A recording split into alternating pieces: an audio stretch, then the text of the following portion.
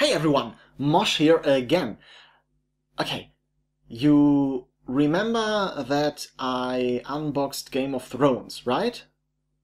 You don't? Okay, that's okay. Just, click here, where my hand is. Here. Click there. Okay, done? Good. Okay, you watched it? Great. So now you know that I own Game of Thrones. I know virtually nothing about Game of Thrones. I've played the game several times and I was, holy fuck, this is awesome. Yes, I seriously love the game.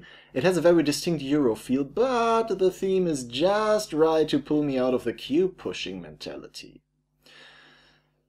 The problem with Game of Thrones is that we mostly played with 4 people. And 4 people, that's not a good number for Game of Thrones. Usually Baratheon wins, that's our experience. So we were told there would be a way to improve our 4-player experience. So we got, gotta reach deep down here,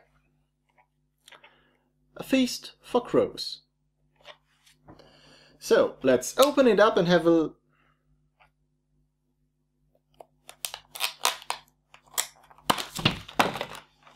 look. Okay. This is a feast for crows.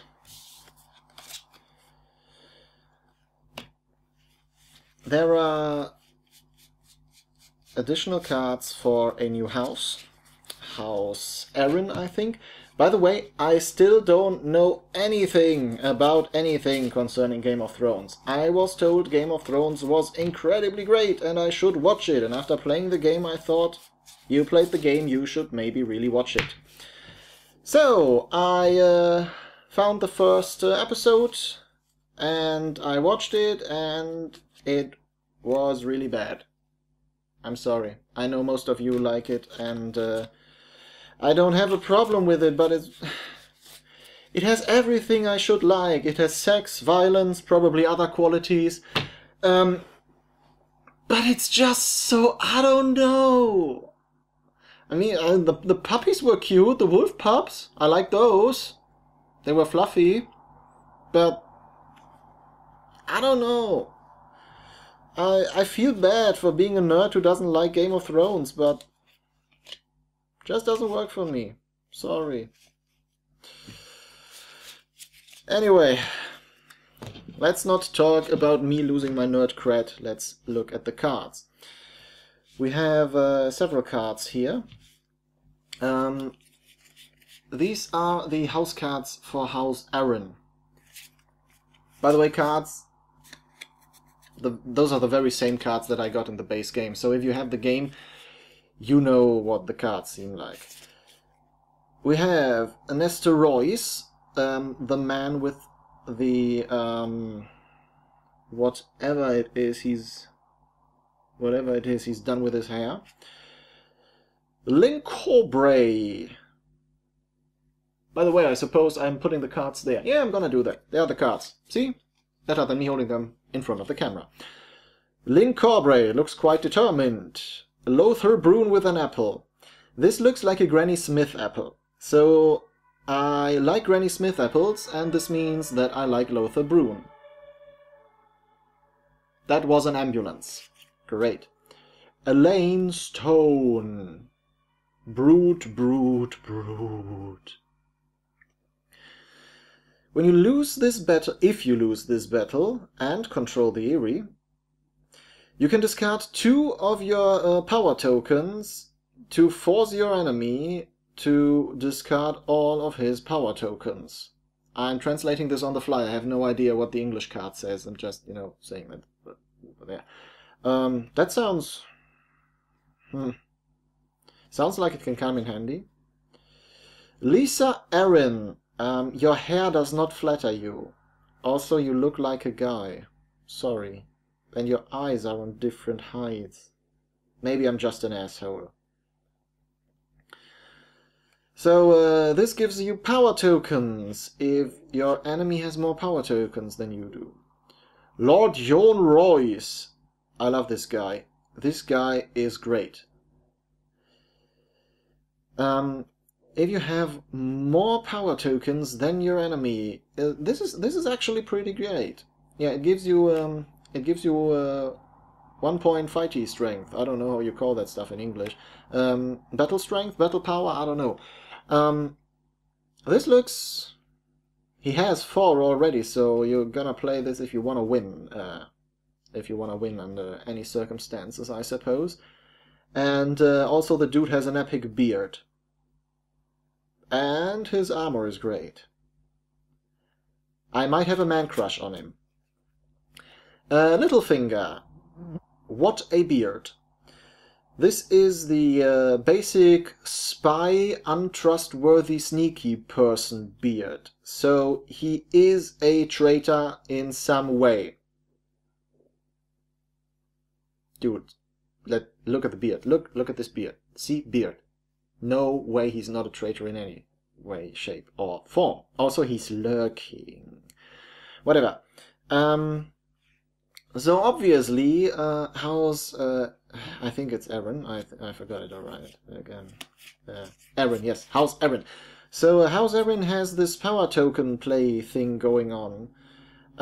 This looks really nice. This can give you a lot of power tokens. Now we have these cards. These are objective cards. Objective cards for Stark, Lannister, Aaron, and Baratheon. I actually learned the names of the houses. I know, I'm awesome. So these are objectives. These give you points. And in the expansion, what you do is you gather points for objectives. You're not going after castles and strongholds anymore. So the objectives. These are the house objectives. They are always active. House Stark. You need to control Winterfell and 5 areas with a castle or a stronghold. Lannisport and King's Landing for Lannister. This seems doable. House Aaron gets a point if they have more power tokens than everyone else, and they control the Eyrie. That thing.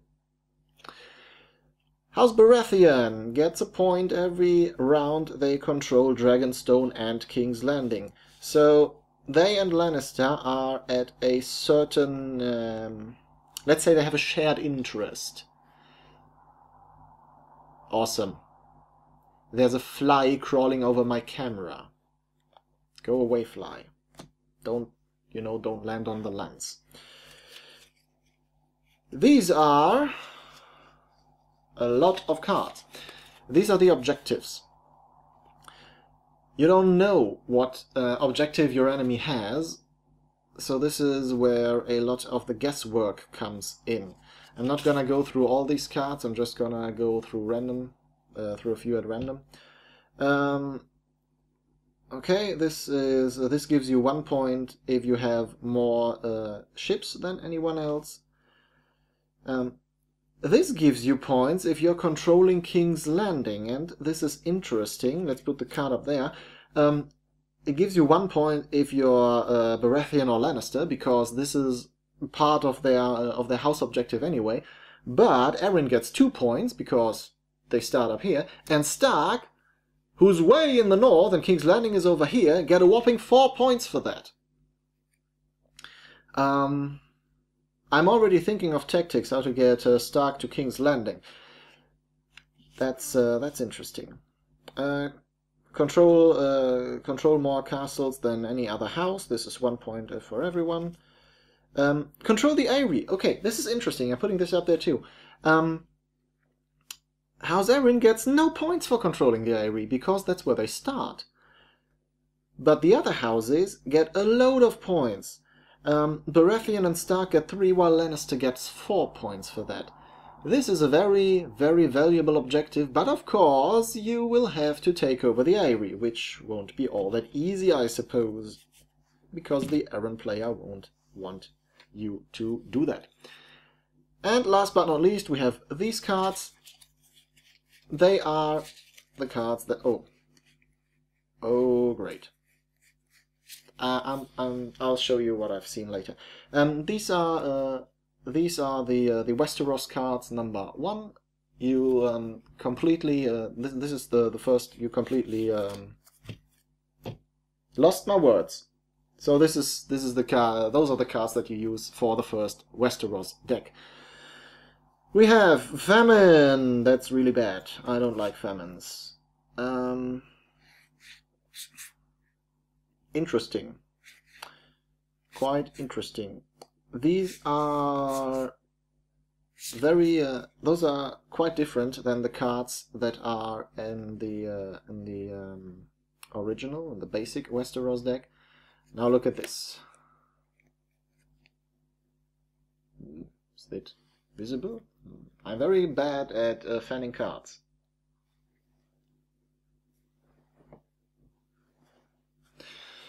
You may have seen this now. There are wildlings everywhere. Honestly, I never checked the first Westeros deck if this has wildlings everywhere too, but yeah. This is interesting. I just noticed that. And yeah, that's everything there is in it. Well, that's not really quite true.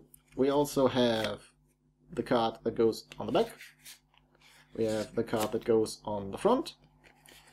And the cards that tell you how to play the game.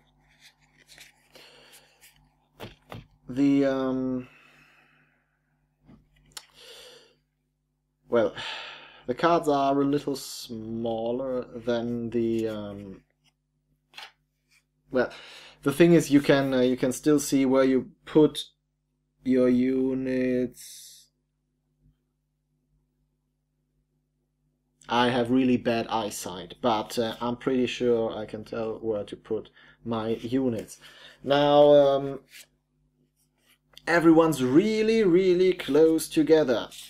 So this is gonna be a really bloody match, and this is exactly what I want, because every time I played it, everyone was too afraid to attack each other. Whoo! Don't fight. Just stay away. But that's not how I like to play. I'm a high-risk, high-reward person, and also I'm a bit of an asshole, and I like fighting with my friends. So this is a feast for crows.